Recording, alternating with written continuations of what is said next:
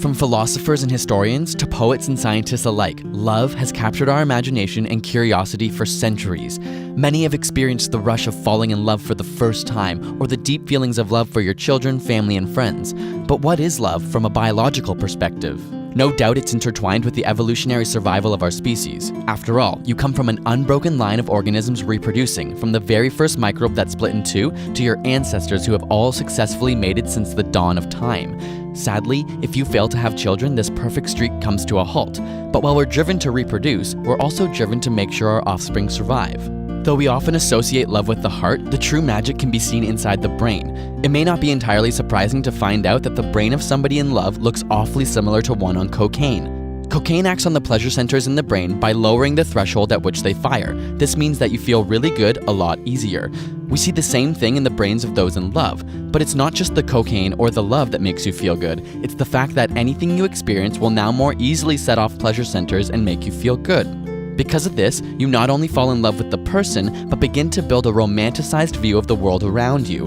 Interestingly, nearby pain and aversion centers begin to fire less, so you become less bothered by things. Simply put, we love being in love. So what chemicals are at work to make all of this happen? Both during orgasm or by simply looking at photos of a loved one, there's a surge of dopamine and norepinephrine from the ventral tegmental area.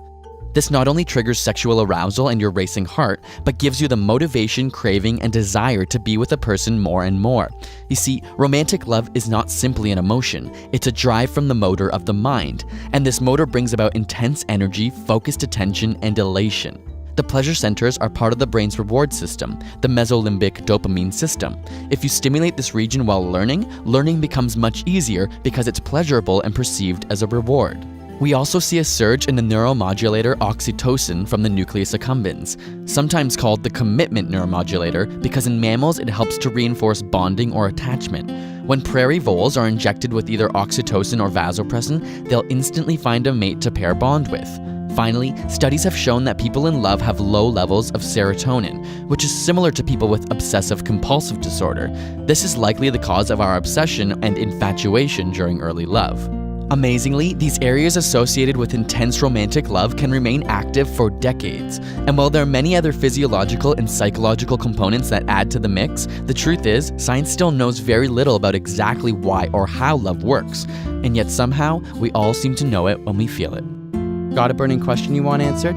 Ask it in the comments or on Facebook and Twitter, and subscribe for more weekly science videos.